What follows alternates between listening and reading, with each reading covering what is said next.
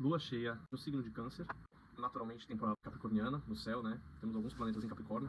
E a geopolítica imperialista de Donald Trump e dos Estados Unidos. Ai, cansa, né? Então assim, galera, eu adoraria vir falar sobre a lua de transbordamento emocional no signo de Câncer. Beleza, mas a gente tá falando de pessoas que estão num movimento obsessivo por poder, que parece que não estão buscando uma evolução pessoal. Claro que a gente vai vivenciar todo e qualquer signo na pior versão. A pior versão do signo de Câncer é o ultranacionalismo, achar que a minha pátria, a minha nação é melhor que todas.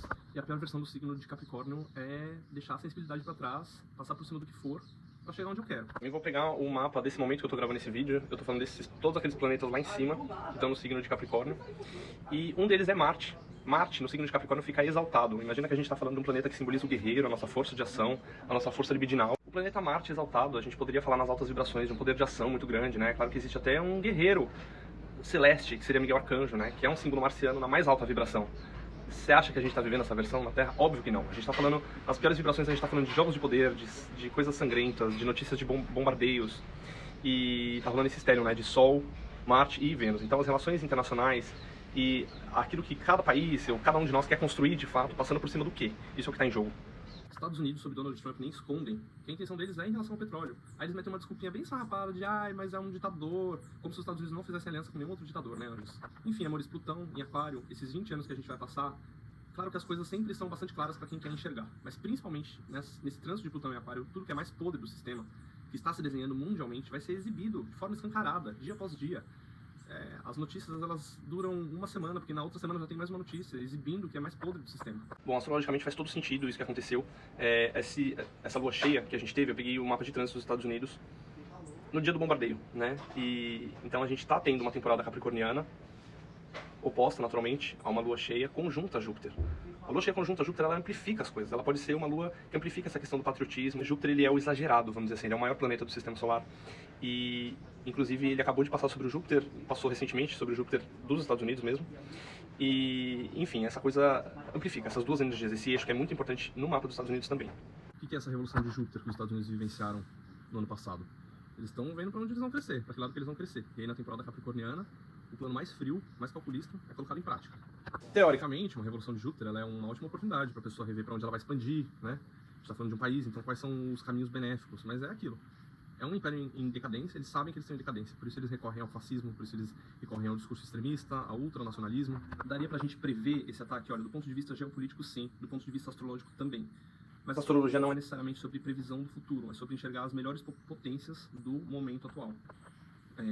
Vamos dizer que o tabuleiro astrológico, ele contém várias possibilidades, então a gente precisa de uma análise do presente, de um toquezinho da intuição, para fazer previsões, né? Uma coisa desses mapas de trânsitos que eu não tinha nem reparado. O Urano está fazendo quadratura para a Lua, em Aquário, dos Estados Unidos, e trígono para Plutão. Como que a gente pode interpretar isso?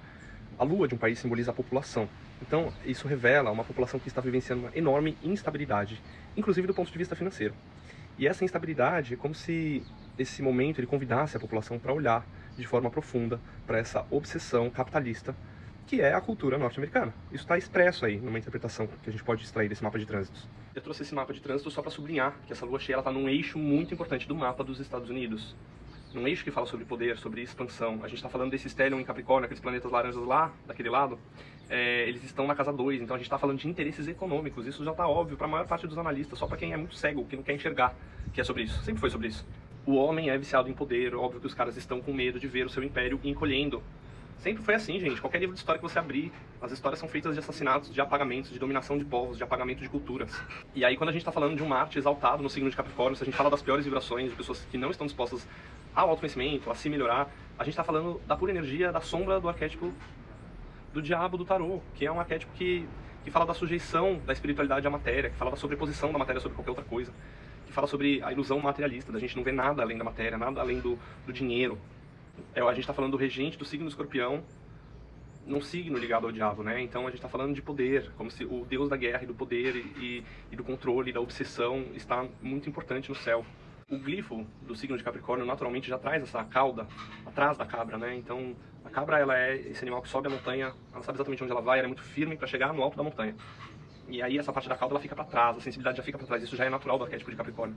Então é um signo que na luz fala sobre o que a gente constrói a longo prazo, né? Quando a gente fala de artistas, por exemplo, claro que a arte, eu acho que ela está muito conectada a Netuno, também a força criativa do Sol, o brilho, Mas pra gente sustentar, qualquer artista que precisa sustentar esse brilho, ele precisa de uma dureza, de uma compreensão arquetípica dessa coisa da construção a longo prazo, da visão de futuro, do planejamento dia após dia, o que ele vai fazer dia após dia até chegar nesse objetivo, que é a parte caprina, né? Só que o arquétipo tem uma cauda, essa sensibilidade do signo oposto, do signo de câncer, né? Essa sensibilidade ela é deixada pra trás no signo de Capricórnio. Do ponto de vista individual, claro, luas cheias, elas são momentos de exaltação. A gente está falando de uma lua cheia em câncer, é um momento da gente conseguir integrar a nossa sensibilidade, nosso sentir, a nossa intuição, a gente entender que a gente precisa se nutrir dentro da temporada capricorniana, que é uma temporada em que a gente é relembrado do nosso poder de construção a longo prazo. O que a gente faz com o nosso tempo na Terra? Tudo isso são temas da temporada capricorniana. Entender do que a gente precisa se nutrir para chegar no alto dessa montanha, entendeu? Do ponto de vista alimentar, do ponto de vista emocional, do ponto de vista do descanso, o quanto a gente precisa descansar para que a gente consiga atingir esses propósitos maiores. O Capricórnio, ele é o terceiro signo da Terra, ele é o que doma a matéria, ele é o que constrói as coisas de uma maneira consistente nesse plano que a gente está. Por isso que ele fica no topo do mapa natal. No último vídeo aqui eu falei sobre o potencial do mago, né? A gente está no ano 1 da numerologia, e isso conectado com o tarô é o arcano do mago, que é aquela imagem que tem tudo na mão. Pena que na mão de gente maluca, obcecada por poder, ególatra, psicopata, esse mago ele tá na sombra, né? A pessoa tá com tudo na mão para fazer o pior, para fazer um planejamento de morte, destruição e domínio, continuar o jogo de poder. Bom, vou deixar também nesse vídeo algumas observações que eu fiz. Quando eu gravei esse vídeo, a gente estava na temporada canceriana, então vou deixar aí algumas reflexões sobre a última temporada canceriana e como a gente vivenciou ela no Brasil, principalmente desse ponto de vista do tarifaço, que foi bem essa época, e a época em que Urano entrou em Gêmeos. Então, vem aí. A astrologia, ela fica um pouco abstrata, né? Se eu falo da entrada de Júpiter no signo de Câncer esse ano. Fun fact é que o signo de Câncer ele está conectado com nutrição emocional, com sensação de pátria, soberania nacional, com aquele lugar de onde a gente vem, além de onde a gente se nutre emocionalmente. E aí a gente para pensar, quando foi a última vez que a gente falou tanto no âmbito da política nacional a respeito de soberania do país, né? Soberania nada mais é do que a gente afirmar que a nação ela é nossa, ela não pertence a nenhuma outra nação imperial, enfim. E aí, falando nesses assuntos, aconteceram dois fatos astrológicos interessantes. Quando o Sol esteve no signo de Câncer, na temporada canceriana desse ano, a gente começou a ter esses embates referentes ao tarifaço com os Estados Unidos. E mais ou menos na mesma época, Urano entrou no signo de Gêmeos, trazendo aí, falando por cima, né, uma revolução na forma como a gente se fala e na forma como a gente negocia. E claro, Urano, anarético, mudando de signo, ele fala de reviravoltas, coisas imprevistas, especialmente a nível coletivo, já que Urano simboliza a revolução, né, as nossas viradas como grupo, né, como sociedade. E aí essa temporada canceriana, com a entrada de Urano no signo de Gêmeos, foi tão intensa que eu pedi pro novo pai dos burros, o ChatGPT, fazer uma lista sobre os eventos que aconteceram, e vou trazer essa lista aqui pra vocês.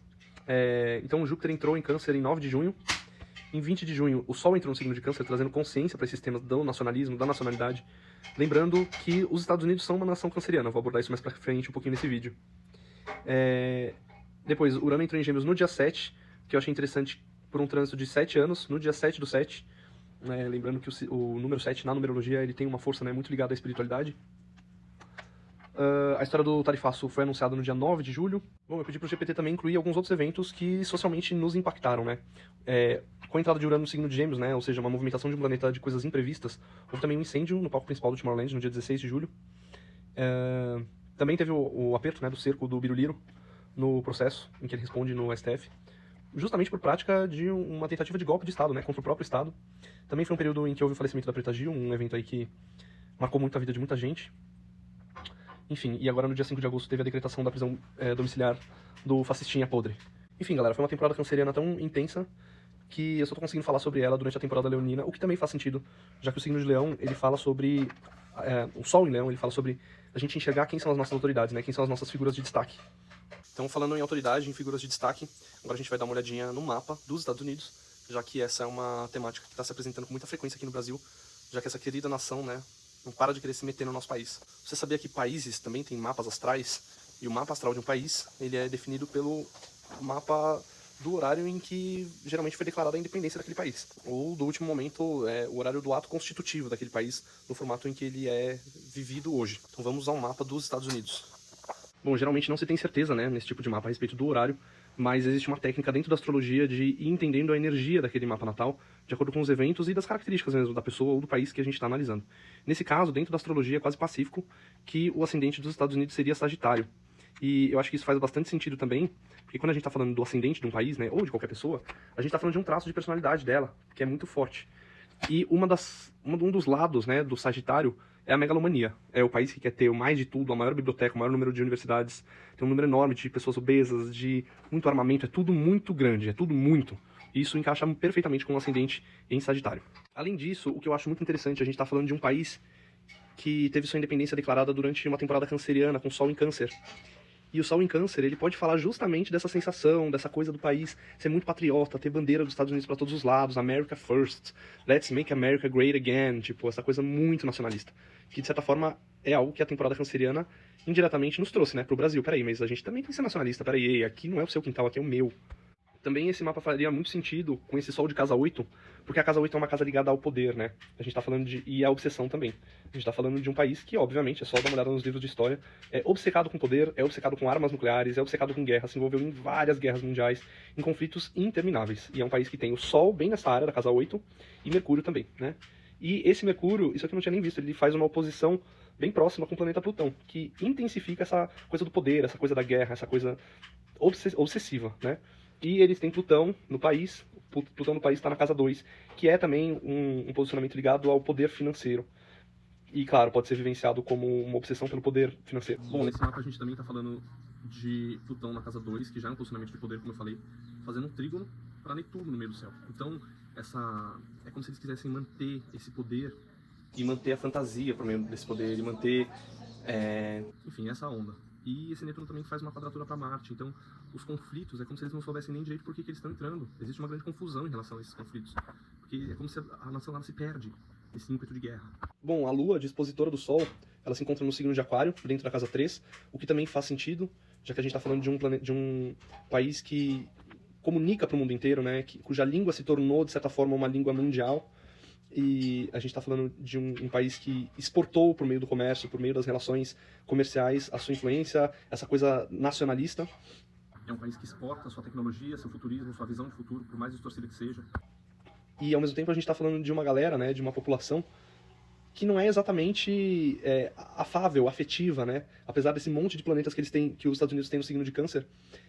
E isso tem relação, né? Porque a dispositora de todos esses planetas no signo de Câncer é a Lua, que está em Aquário, que é um signo racional, futurista, e a gente também está falando de um potencial tecnológico, né? A gente está falando de um país altamente tecnológico.